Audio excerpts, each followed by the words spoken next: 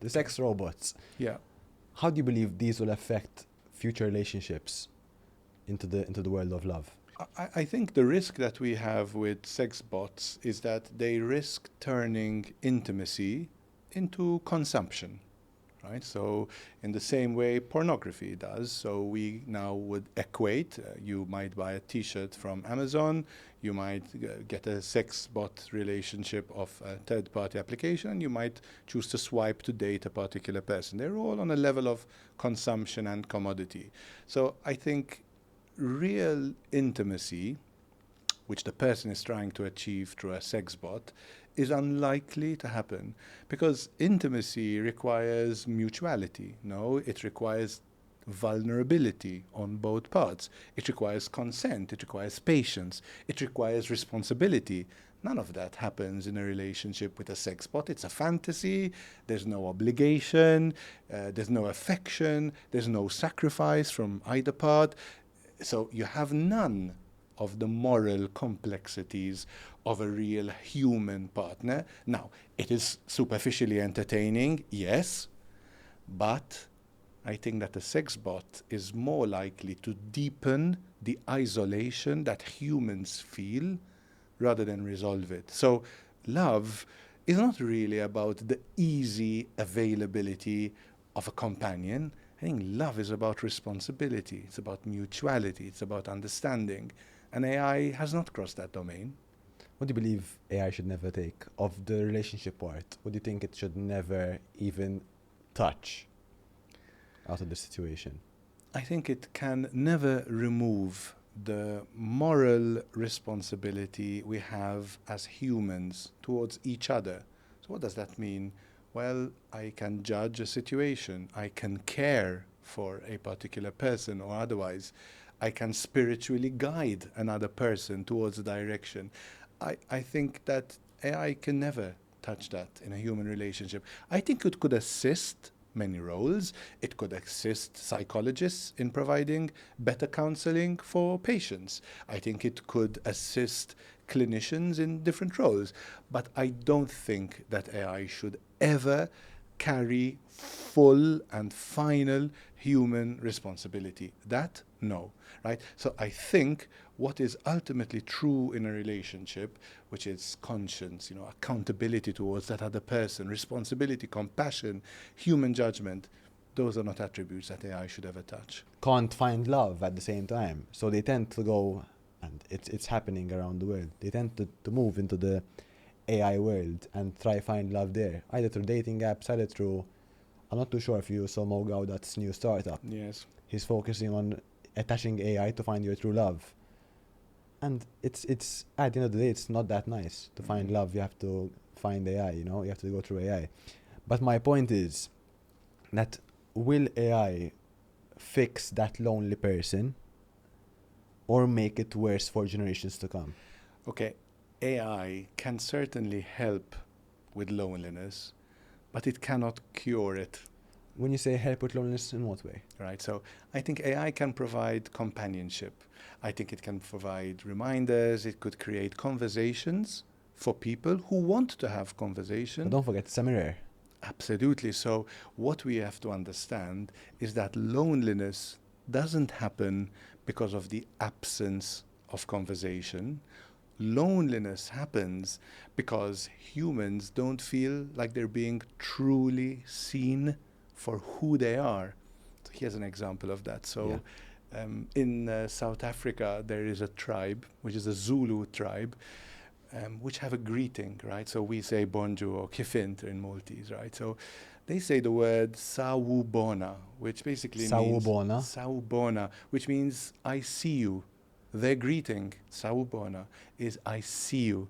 And the counterparty, the other party, the reaction to that greeting is a word which is ni kona, which roughly is translated to, well, I exist because you see me. Look how lovely language is, right? So this deeper understanding of this tribe's exchange is so powerful. Their greeting is not merely acknowledging your presence, or I see asking. you. Exactly. It is It's a statement. Exactly. And I am recognizing your humanity. I'm recognizing your dignity. I'm recognizing your personhood. So how lovely it is that language can express something so deep, no, in this Zulu tradition. So AI, to your question on loneliness, it can fill the silence by creating conversations, but it cannot replace that communion. It cannot replace that necessity that you have, that you need to feel seen.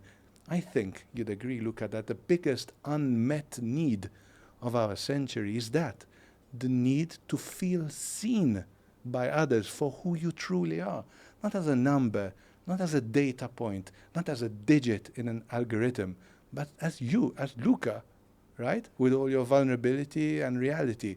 That is what we need to cure loneliness. Very, very good point. Another point that I would like to elaborate on is AI is always there. So sometimes humans aren't always there. And that is why people turn onto AI, because they are there. Whatever you search, whatever you want to hear, whatever you need to hear, sometimes they are there. As you said, where's the book? The AI Mirror, Yes. which elaborates on these situations. So the AI Mirror is a book of 200 pages. But at the same time, if you reflect on what the title, just the title is all about, it goes through all the conversation we just spoke about. So what you want to hear is what it's going to give you. Imagine if AI is what you need to hear. That is where everything flips. So that experience that you hear what you want to hear may feel real. I'm not saying it's not real. It feels real. But a human relationship is different. And the reason why it's different is because a human relationship is reciprocal, right? You are changing in your relationship to me, and I'm changing in my relationship to you. And that happens because in a relationship, there's tension, right? So from your partner, you might not always get what you want. You might not always have the conversation you would like to have, maybe the easy one, maybe it's a difficult one today. It's that tension which creates reciprocity in human relationships. That's what AI can't do. AI can model your preferences. So you want a servile, highly charged emotional discussion, AI is going to give you that, but it is not going to show sacrifice. It can't show love, right? Because a human relationship changes both people in the equation. When you have a relationship with AI, AI never changes. AI is adapting to you. It is mirroring you, right? So AI can understand your patterns and your needs, but it's never going to encounter your soul. You remember I'm not sure if it's PlayStation who launched this, the VR set. Yeah. You remember? Did you ever try it? Yes. So you put it on, and it really visions a new world. So it's insane. You're running in this world, you're killing in this world with guns, and it's Call of Duty. It's like you're there. First person. So exactly, first person. My point is, do you think that us as humans, we're passing through the situation without the virtual goggles on, but through our algorithms, through the AI situation, so the phones? Do you believe that we are literally wearing that headset? Well, if you want an even more mind-blowing and mind-boggling idea, this chap that we spoke about earlier, Nick Bostrom, who wrote the book Superintelligence, not in this book, but in a paper he published, he actually said, we are living in a simulation that is built by an advanced civilization, and we are merely pawns in that simulated game. So it's actually taking your idea to the absolute extreme, right? So if you want a mind-boggling idea, read that paper, which is called The Simulation Hypothesis by Nick Bostrom. It is out of this world. But yes, I do think, to your question, that we are already living in a personalized information environment that is curated by algorithms. I'm sure that even in Malta's election, which happened a few weeks ago, a lot of the decisions of who to vote for were not genuinely human judgment, but were impacted by the AI information environment that we live in. I think a really fantastic book on that particular topic is this one, which is called The Filter World. Can I see it if you don't mind? Absolutely. Here you go. And sort of this book is looking at the idea that what we see, what we hear, what we fear, and what we desire is all essentially an algorithmic construct that other people have created for us. So yes, I think the headset is here. I think we just call it a phone. And I think that a lot of what we consume through that headset, through that phone, through that VR goggles is algorithmically structured. Yes. How smart is AI right now? But I came across the statement, by 2030-35, 9.4 million Uber drivers on the Uber platform will be replaced by autonomous vehicles with AI. Yeah. What do you think about that? Yeah, well, I think that AI is superhuman already, right? We don't need to wait that that statement is true. So in some narrow domains, in some areas of intelligence, it can already process information. It can write, it can translate, it can capture a vast amount of knowledge faster than any human person can. So I think in that regard, AI is already superhuman. What it lacks, however, Luca, is common sense. What it lacks is the lived experience of being a human. What it lacks is that genuine understanding of the world. Let me give you an example. Imagine that you were born in a library and you had no way of experiencing the world. There are no windows, there are no people, but you learn how to... Just you and books. Just you and books. And you learn how to read, and you read all the library, and now you're an adult. So all your knowledge is formed by those books in the library, but you have absolutely no experience. You've never seen the tree that you read about in the books. AI is like that.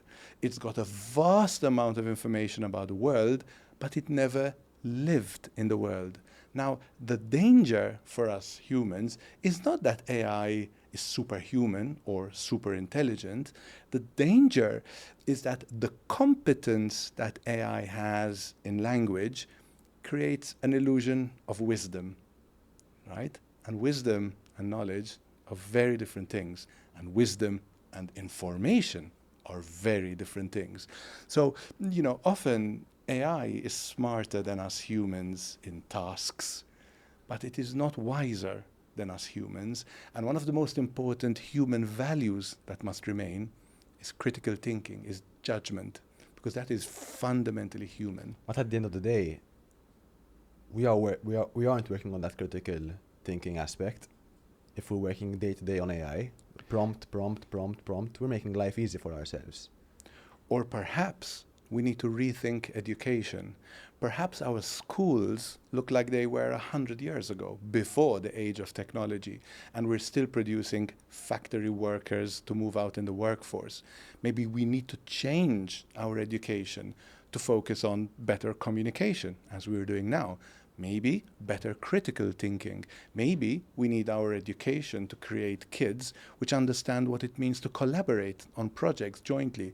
In other things, we need to become better at being human, not merely better at using technology, or perhaps we need both. Let me rephrase myself.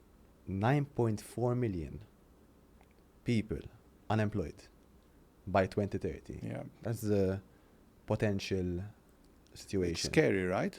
9.4 from just one company. Yeah. What happens there? Yeah. So we are moving into an entirely different world. And in this world, our present systems, economic systems of tax, relief for unemployment, and retraining, they no longer work. So for me, when I follow political agendas in different European countries, I say, but why is no one thinking about this huge change? We need to rethink how we tax people. We need to rethink how we train people. So I'll tell you this about these drivers. Are we, as governments, providing retraining mechanisms for these individuals to find gainful employment, or we're just leaving them there in a vacuum? So we now live in a world, Luca, where you need to be able to reinvent yourself every 3 years. Like there was a time, maybe in the generation before mine, where you choose a profession. I don't know, maybe you're a lawyer, a family doctor, an engineer, or whatever, and that's your profession for 40 years. That's gone, right? It's gone. Now, the most important skill of today is adaptability. Can those drivers adapt to a changing economic environment? Can they learn new skills? So employability is no longer about what you learned. And what you love at the end of the day. Absolutely. It is your ability to adapt to these new areas of what you love time and time again. And that's the skill we need. I think the best word for it, it's resilience. You mentioned a very good point that AI is helping us not in a physical aspect. I would like to show you a video regarding this situation. Let me just find the video. Give me a sec. So everyone can see, okay? Have you came across this video? Not this particular one. I've seen similar ones, yeah. Sorting. It's been going for... I'm gonna give you the direct, the exact numbers. So the endurance run for this is 200 hours. Yeah, nuts. Okay? 249,560 small packages sorted. Yeah. So all it had to do is find the QR or the code and turn it face down. Okay? And each package took it around 2.8 seconds. Now, there were 5 robots on rotation. When the battery stops, it rotates automatically. So it feels like it's going to die. It walks towards its charger and another one comes. Okay? Now, they did it with humans. So they challenged a human. So 5 humans. I'm not too sure how much this is. I have to make my research about this. It all falls down to this. So you mentioned a very good point that it's not helping us with regards to physically.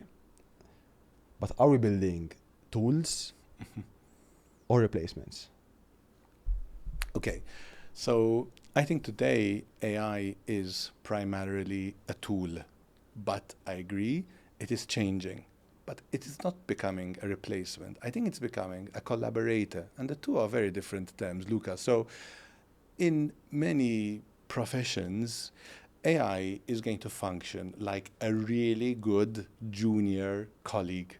So, for example, you want to do some research about a particular topic, you're going to throw it to AI, it's going to do that research, and it's going to come back to you. So you could use it in a podcast as a host.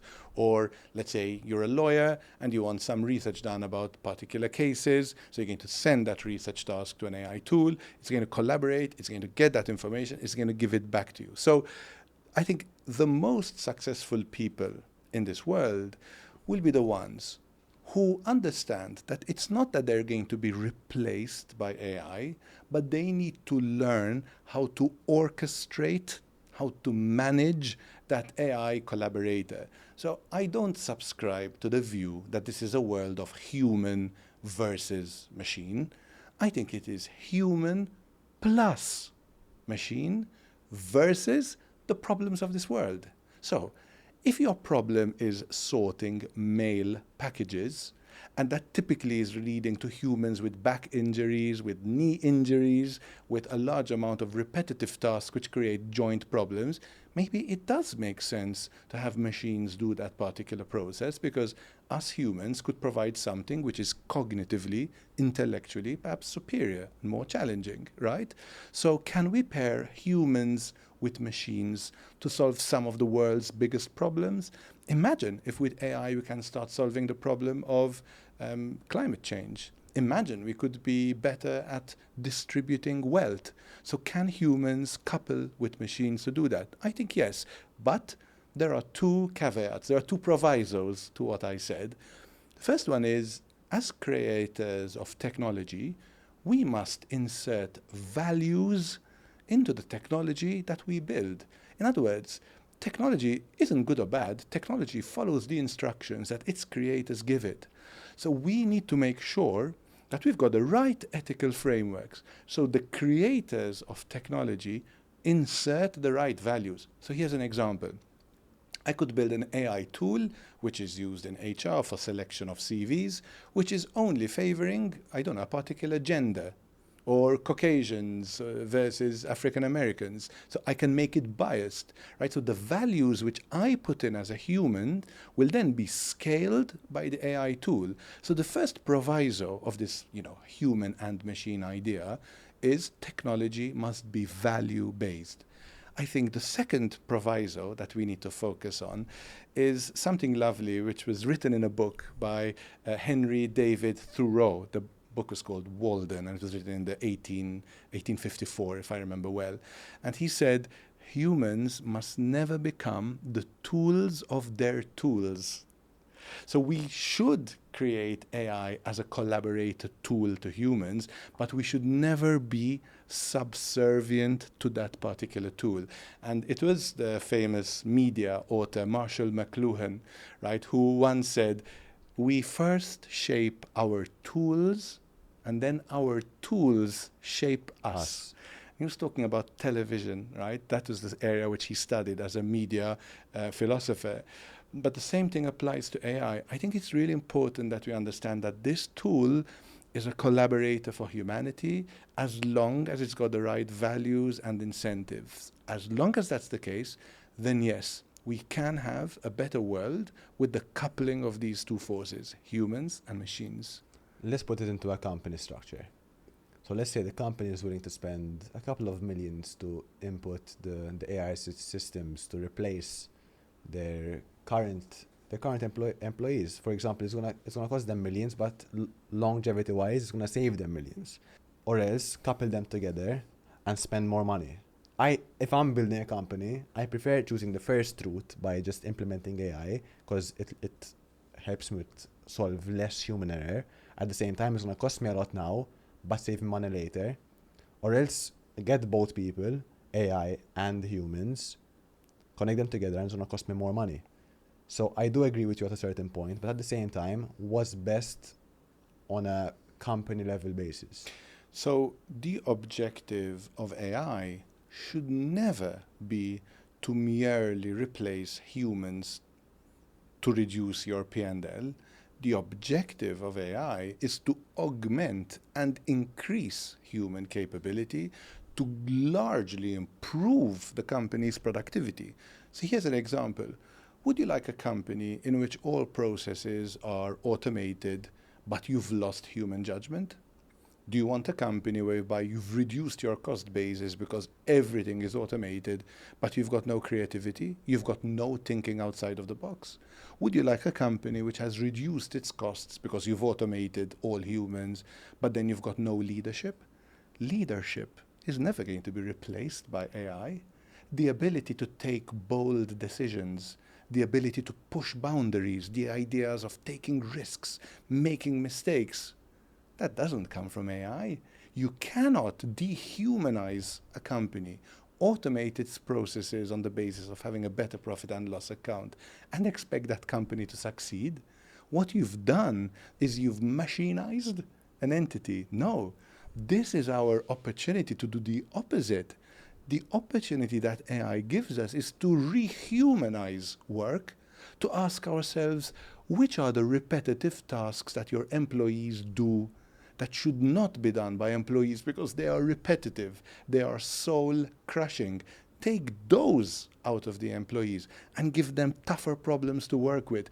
We humans are resilient, we're smart, we like challenges, right? Give us that. That's what AI is for. Remove the boredom and let humans do what they do best. OpenAI CEO stated this. One of the things that I struggle with, like getting out of the bed every morning, is that like my job is to help people destroy jobs. The job destruction that we're going to see by, software in the next couple of decades, I don't think anyone's prepared for, and you can't talk about it. That's what Sam said. Now, a couple of weeks ago, he stated as well, I don't think we are going to have the kind of job apocalypse that some of the companies in our space advocate or talk about.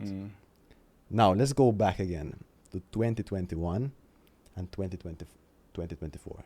In between, he was stating every single year that AI will probably replace most jobs people do today. Entire job categories will be totally gone. I want to go back to a couple weeks ago where he stated again, I think there will be more impact on entry-level white-collar jobs being eliminated now than has actually happened before. This is an area where my intuitions were just off. Now, from people with such power in this industry and controlling people's lives at this current point, so power changed so much. at this current state, that these are back and forth statements Yeah. that it's impossible to stand by. Yeah. You are speaking on a generational cut, and you are speaking about my intuitions are off. You can never speak like that. So it's been back and forth since 2015 to now. Where do we stand? Yeah. You know what's happening here, Luca, and this is, I think, the subtlety which is lost in Sam Altman's speech, is that what is fundamentally changing under our nose is not the job, but the tasks within the job. So here's an example which Sam spoke about, software development. So is it true that we are not going to need software developers? Absolutely not. That's ridiculous. But what's changing is that the job a software developer used to do 5 years ago is no longer valid today. Today, the job of a software developer is to manage thousands of AI agents doing different works in coding, quality assurance, deployment, and so on. So today, your software developer is an orchestrator of AI agents. So, if the software developer of 5 years ago did not retrain and did not learn the new skills to become a manager of machines, then they are not going to survive today. But what's not surviving is not the concept of software developers, but it is the tasks which were associated with that software developer 5 years ago. So what Sam Altman is fundamentally saying is that where the world needs to change is in its adaptability to new skills. That if you are a software developer, if you are a bank clerk, if you are a lawyer, you need to relearn new skills to bring AI into your job and become a much better vertical movement person within your job. That is the fundamental truth about job change. So what I'm understanding, we're in an Oppenheimer moment. That's a really big statement. So I think, well, yes, I think we are in an Oppenheimer moment, but not because of nuclear weapons, but because we are building a power which is enormous before society has fully understood the wisdom it needs and the change processes it needs to manage that power. So the Oppenheimer analogy is useful because it captures that moral shock, you know, that moment where society realizes, the creator of the technology realizes, like, wow, this creation may exceed what my original intention was. And I think AI is just that. It's got this general capability to enter every institution in society, politics, health, economy, software development, podcasting, etc., and change it. But it's not one explosion, like in the Oppenheimer movie. It is this silent dependency that humans create, you know, this very quiet delegation of work and decisions, this sort of gradual loss of agency towards AI. So the Oppenheimer moment is not that moment when machines destroy us, right? It's rather that moment when we realize and we recognize as a society that something that we don't fully understand is here. That's the moment we're in. I'm just scared on a personal note, and I believe everyone is fearing this, that we are building our own atomic bomb. And by the end of it, like, we are building our suicide bomb. And I don't feel it's correct because not everyone has the same intention. There are people who are money-driven and power-driven, which leads sometimes, when you're in the power situation, it reveals who you truly are. So people are actually super evil, and evil people are controlling us now. Like Sam, I'm not saying he's evil, but at the same time, he's very money-focused. He's saying that he lives on a day-to-day basis to destroy people's jobs. So the objective of businesses is not to guard society. I'd like it to be so. But the truth is, the objective of businesses is to provide shareholder profit, right? And so we should not look towards businesses to protect the interests of society. We need to look at governments, at institutions, at NGOs to protect the well-being of society. So how do we avoid this happening, this idea that we're building something which is inherently wrong? Well, we manage it by a number of ways. Firstly, you need a proper regulatory environment which is putting AI in a parameter. Secondly, we need to change education to make sure that concepts like ethics become even part of the foundational work that computer scientists have to go through to become computer scientists and to enter the AI field. Thirdly, you need to make sure that certain nations, like rogue nations, don't run away with technology which is unethical or which might have, let's say, surveillance capabilities on humanity. That's not what we want, right? We need AI safety parameters to make sure that some of these foundational models that we build and make available do not allow for harmful weaponization. It cannot be used for mass surveillance. I think also there is this one fundamental opportunity that we've misunderstood. So far, all the large models that you've mentioned, Claude, ChatGPT, and others, are built by a very few companies in Silicon Valley. What if we had to rethink this? What if we had to say that infrastructure for governments and capital expenditure for infrastructure does not mean any longer building bridges and harbors and free ports and telcos? What if we had to say that building infrastructure for a government, for Europe, means building a large language model? Building the next ChatGPT. What if we had to think that our mission as Malta is to build a large language model which we could use for Maltese political and civil society? What if the way governments had to serve their citizens could be improved because you've got a large language model which is built on an ethical and legal foundation that can make sure that when you as a citizen go to the state for a requirement, perhaps you've got a MEPA application for a building, perhaps you're paying a particular service to government or require a certificate. What if your answer had to be given instantly, that very second? What if you didn't have to wait 6 weeks? What if you didn't have to worry that someone sitting behind the desk might nepotistically decide not to favor you or to favor you? What if you had a transparent AI tool that can do that? It would change the way we live. That's why we have an equal opportunity to build AI to be good in this world, to build AI as infrastructure, to get governments to realize that their job is not only to put tarmac in a road, but their job is also to build the right technology to change the way society lives. That's AI for good. That's a better version of the world I want to live in. Let's focus on the startup situation now. To any startup or anyone who wants to scale their business and they're in the third year of the business, which is still considered a startup. Top 5 AI tools. Yeah, so there are many, but just to pick a few, I probably would start with Claude. Can I add the challenge to you? Of course. That would be on a unicorn level. A unicorn is a company that reaches $1 billion in valuation. And from a startup. That's a huge, often still privately owned. And that's a really huge challenge, but we're seeing more companies get there with less and less people, right? 55%, please note, is from the US. Exactly. Which is a big problem for Europe. I agree. Europe is 10%.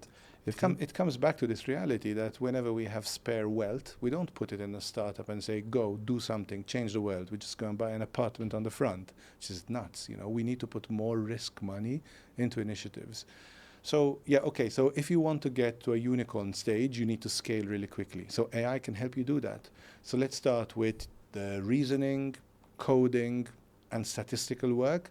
I would bring in Claude, which is a product by Anthropic, and I would move all the basic coding and statistical activity into Claude. It's very, very good at that level of maths, and its codex capabilities are just second to none. For strategy, I would bring in OpenAI's ChatGPT. I think the latest model is really good. But what I would encourage you to use the tool for is adversarial thinking, which means the biggest problem of any founder, which stops them from scaling properly, is that they become segregated. They think that their idea is the best one, and they just keep going round in circles around it. Whilst the companies that scale have a lot of adversarial thinking. opposite ideas which come to the CEO or the founder and challenge him or her to say, but is this the only way to do it? Is there a better way to do it? Is there a cheaper way to do it? Is there a faster way to do it? So bring in OpenAI's ChatGPT, the latest paid model, and use it not as a friend, but as an adversarial thinking. I'm thinking of this. What's the opposite hypothesis? What could go wrong? What am I not seeing? What have other companies done and failed when they did that? Right? So you're using it to synthesize the leverage and operational knowledge that you don't have that it can give you by being adversarial. I think a third tool which I would recommend for market research is Perplexity. So we've got a really strong marketing engine within Perplexity. Every business needs to increase its outreach. So lead development, conversion into opportunities, pipeline management, execution of contracts. So you've got that whole workflow. Doesn't mean you don't need humans, but Perplexity can help you do market research, market penetration, competitor tracking. So what are my competitors doing? How did their price fluctuate? What are they publishing on their social media feeds? What financial data have they reported, right? And it will get all of that evidence. It will gather it. It will synthesize it. It will back it up with factual links, and then you could take a better informed decision as a founder. So Perplexity. I think for sales automation, which is ultimately an important part, as an alternative to Perplexity, I would consider Apollo. Apollo is a really good AI tool which does CRM enrichment. So CRM is a customer relationship management tool which allows our salespeople to get information about prospects that they want to sell to.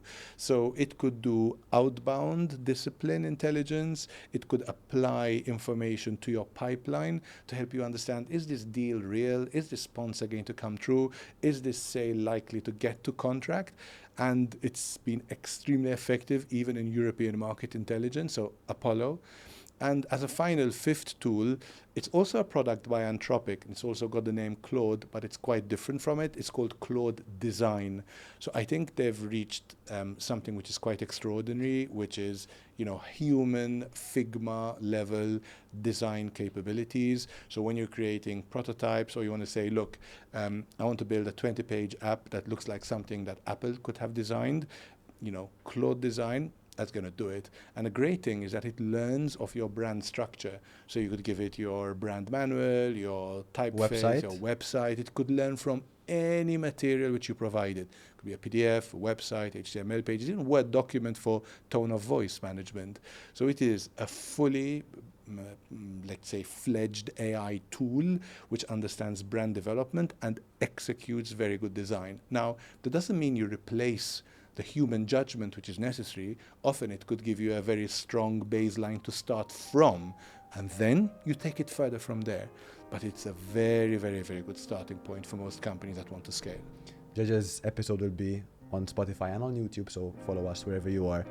And also his segment will be on our website, www.teamchampionsconnect.com. And as always, Champions Connect out.